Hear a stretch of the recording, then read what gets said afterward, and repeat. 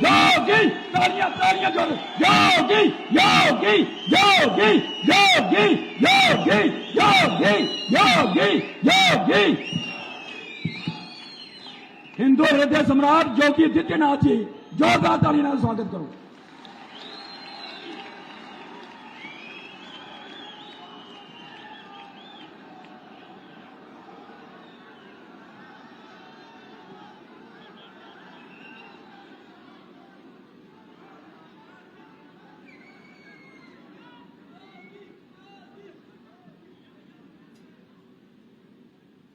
जयकारा चौतरा महामाई दा,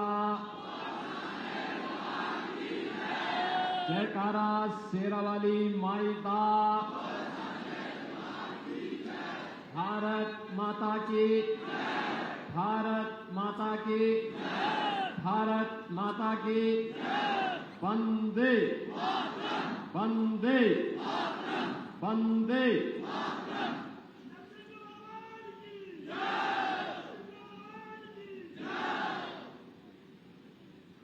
लोकप्रिय सांसद और केंद्रीय मंत्री माननीय डॉक्टर जितेंद्र सिंह जी,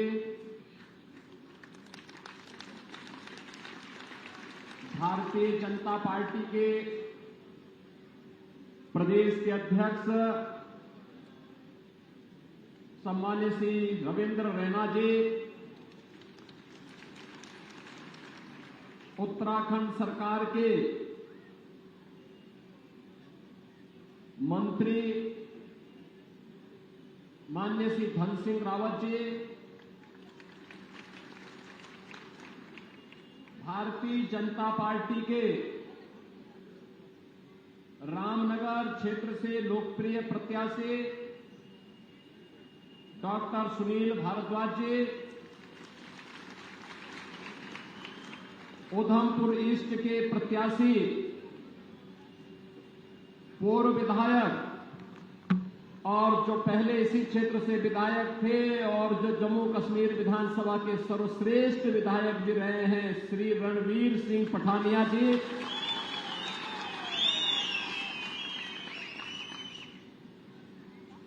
एक शहीद परिवार की बेटी जिन्होंने मातृभूमि के लिए, जिस परिवार ने मातृभूमि के लिए और राष्ट्रवादी मिशन के लिए अपने आप को बलिदान किया, उस परिवार की बेटी सुश्री सगुन परिहार जी, जिलाध्यक्ष अरुण गुप्ता जी, पूर्व मेयर चंद्रमोहन गुप्ता जी, भारतीय जनता पार्टी के हमारे सभी पदाधिकारीगण, भारी संख्या में रामनगर, उधमपुर, किश्तवाड़ से जुड़े हुए मेरे सभी उपस्थित बहन और भाइयों, ये मेरा सौभाग्य है कि मुझे आज प्रभु राम की पावन जन्मभूमि अयोध्या धाम की धरती उत्तर प्रदेश से रामनगर की सभा के माध्यम से आपसे संवाद करने का अवसर प्राप्त हो रहा है। आप सबका मैं हृदय से अभिनंदन करता हूं, स्वागत करता हूं। बहनों और भाइयों, डबल इंजन सरकार की क्या ताकत होती है, अगर इसका उदाहरण देखना है तो उत्तर प्रदेश के अंदर 500 वर्षों के बाद अयोध्या धाम में रामलला के भव्य मंदिर का निर्माण और रामलला का वहां पे विराजमान होना इसका उदाहरण है। एक बात समान रूप से है, जब अयोध्या में रामलला के मंदिर निर्माण के कार्यक्रम को लेकर के हम आगे बढ़े थे, तब जो लोग इसमें बाधक थे, जिनकी चर्चा मैं करने वाला हूं अभी कुछ देर बाद, ये लोग कहते थे कि अगर राम मंदिर के पक्ष में फैसला हुआ और राम मंदिर का निर्माण हुआ तो खून की नदियां बहेंगी। हमने कहा ये नया भारत है, खून की नदियां नहीं बहती हैं, ये अपनी सुरक्षा करना भी जानता है और सुरक्षा में सेंध लगाने वालों की वह दुर्गति करता है।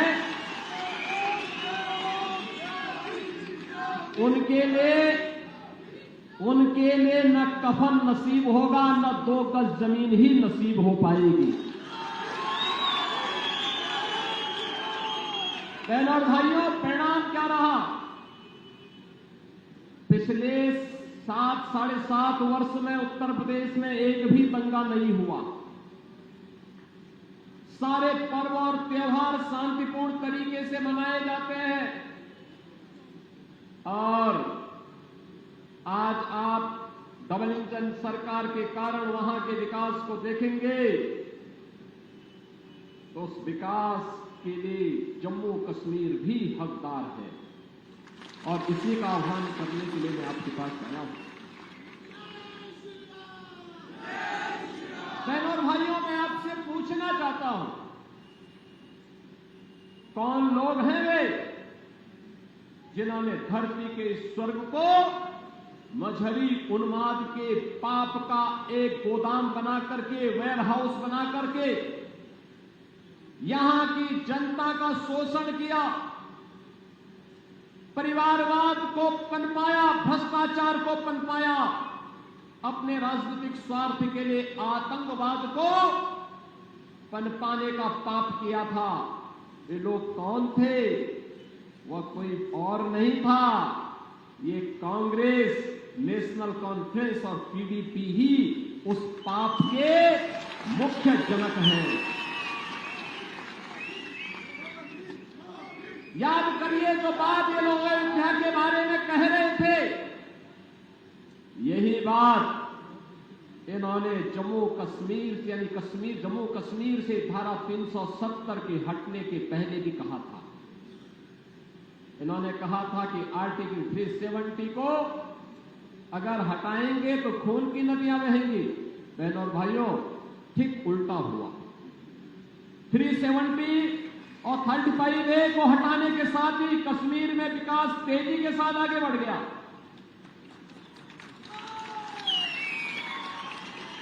टेररिस्ट स्टेट से आज एक टूरिज्म डेस्टिनेशन का बेहतरीन स्टेट बन गया है। आज यहां हाईवे बन रहे हैं, आज यहां पर IIT, IIM, एम्स जैसे संस्थान स्थापित हो रहे हैं। आज यहां पे देश का सबसे बड़ा और सबसे ऊंचा ब्रिज जम्मू कश्मीर के अंदर बन रहा है और यहां पे टनल बनकर के दूरी को कम से कम करने के कार्य हो रहे हैं। आज यहां के नौजवानों के हाथों में रोजगार है। कांग्रेस, नेशनल कॉन्फ्रेंस और पीडीपी ने यहां के नौजवानों के हाथों में टैबलेट नहीं दिया, तमंचा पकड़ाया था, तमंचा पकड़वाने का काम कराया था। लेकिन भारतीय जनता पार्टी की, मोदी जी के नेतृत्व की सरकार ने उन्हें स्किलफुल बना करके टैबलेट के साथ जोड़ करके उनके हाथों को रोजगार देने का कार्य किया है, रोजगार देने के लिए कार्य कर रही है। बहनों और भाइयों, मैं आज इसीलिए आपके पास आया हूं आपसे कहने के लिए, ये जम्मू कश्मीर विधानसभा का चुनाव इन्हीं बातों को लेकर के चल रहा है। जो लोग कहते हैं कि हमारी सरकार अगर आती है तो 370 हम फिर से वापस लाएंगे, यानी 370 को वापस लाने का मतलब आतंकवाद के पुराने दौर को, परिवारवाद के और भ्रष्टाचार के पुराने दौर को जम्मू कश्मीर पर फिर थोपने का एक कुत्सित प्रयास। ये लोग वही लोग हैं जिनको शांति नहीं चाहिए, जिनको सौहार्द नहीं चाहिए, जिनको विकास नहीं चाहिए, जिनको केवल सत्ता चाहिए, सत्ता चाहिए। और सत्ता प्राप्त होने के बाद इनका व्यवहार क्या होता है, ये किसी से छुपा हुआ नहीं है। आपने देखा होगा जब ये सत्ता में थे, चाहे वह कांग्रेस की सरकार रही हो, चाहे वह नेशनल कॉन्फ्रेंस की सरकार रही हो, चाहे वह पीडीपी की सरकार रही हो, जब भी उन्हें जम्मू कश्मीर में शासन करने का अवसर प्राप्त हुआ, इन्होंने आतंकवाद को पनपाया, यहां के संसाधनों पर लूट खसोट की। वर्ष में 12 महीने होते थे, 8 महीने ये यूरोप और इंग्लैंड में व्यतीत करते थे और बाकी 4 महीने, 3 महीने दिल्ली में। आप बताओ, 1 महीने में जम्मू कश्मीर जैसा राज्य कैसे संचालित होता? क्या नहीं खेला जम्मू कश्मीर के मेरे बहनों और भाइयों ने? उन्होंने विभाजन की त्रासदी को झेला,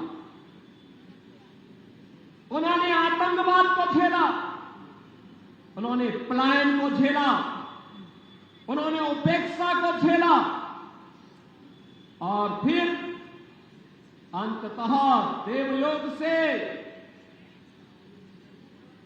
भारत के सौभाग्य से प्रधानमंत्री मोदी जी का यशस्वी और नेतृत्व आज देश को प्राप्त हुआ।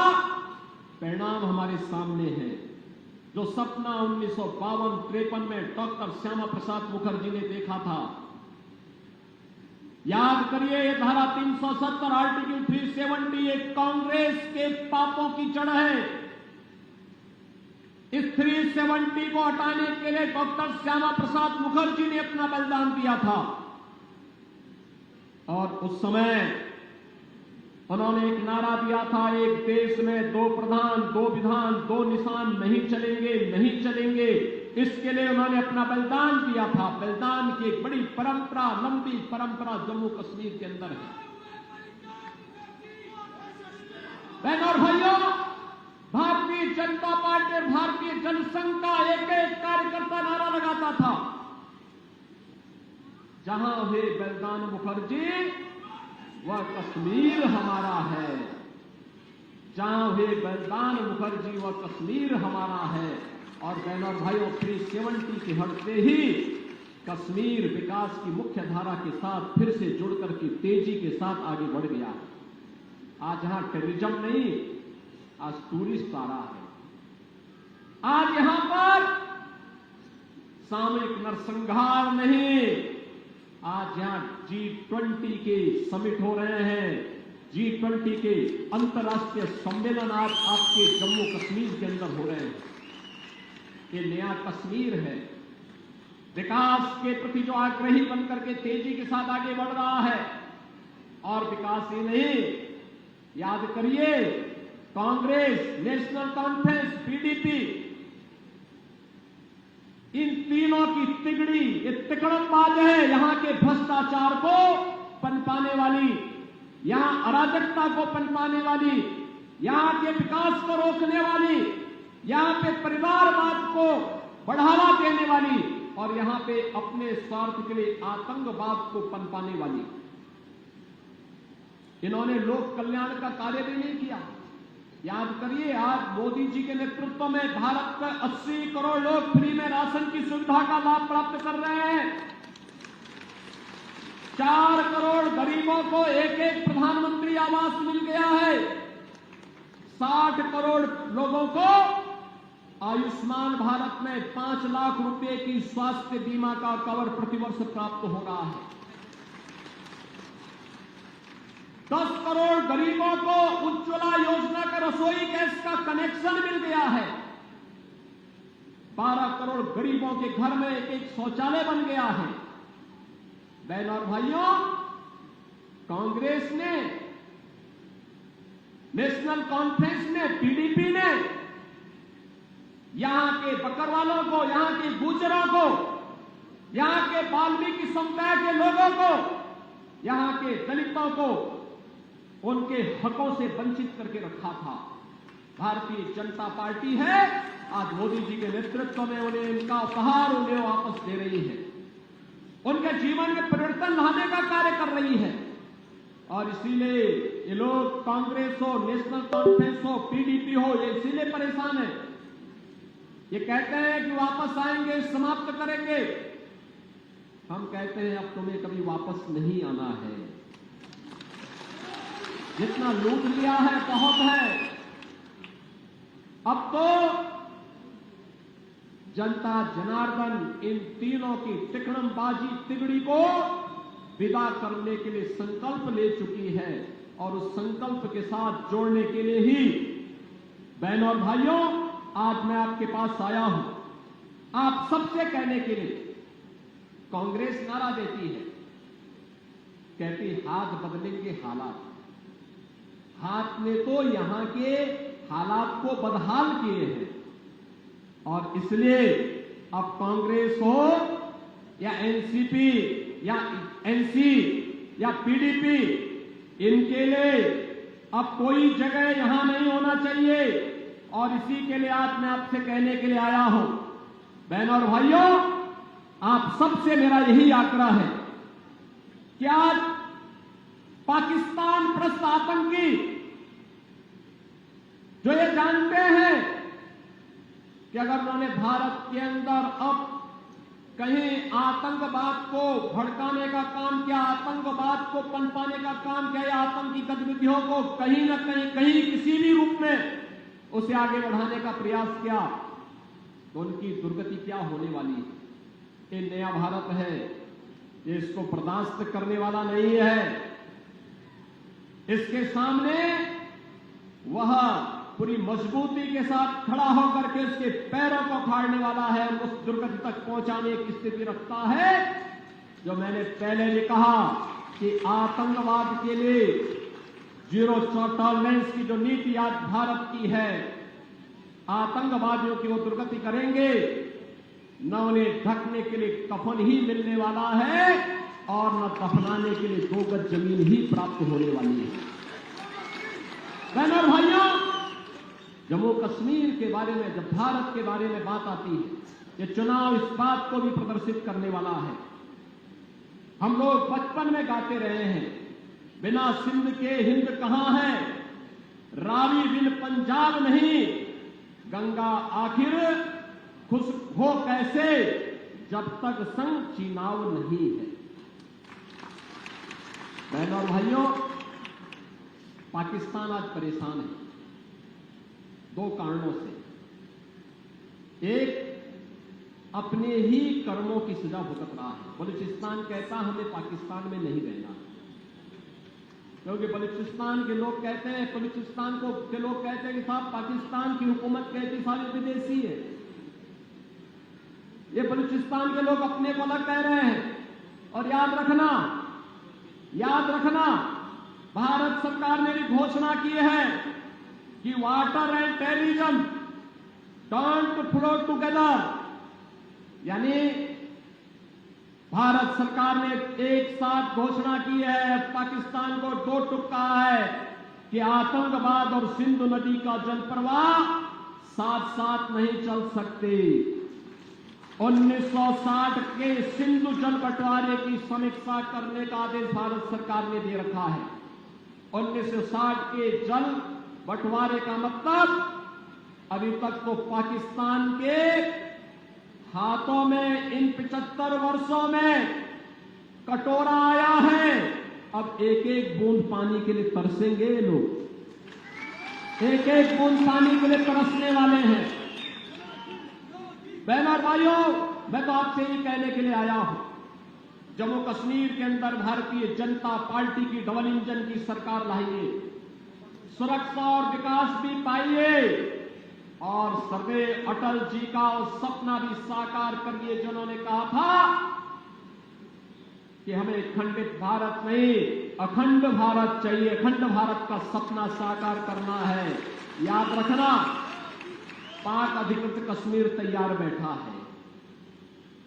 वह भी कहता है कि हमें अब पाकिस्तानी हुकूमत के साथ नहीं रहना है, यहां भूखों मरने से अच्छा है कि हम जम्मू कश्मीर और भारत का हिस्सा बनेंगे और अखंड भारत के सपने को साकार बनने में सहभागी बनेंगे। और बहनों और भाइयों, ये जम्मू कश्मीर विधानसभा का चुनाव इसी दृष्टि से हमारे लिए महत्वपूर्ण है। मेरी आप सबसे अपील है, भारतीय जनता पार्टी ने अपने प्रत्याशी के रूप में रामनगर से डॉक्टर सुनील भारद्वाज को अपना प्रत्याशी बनाकर के आपके बीच उतारा है।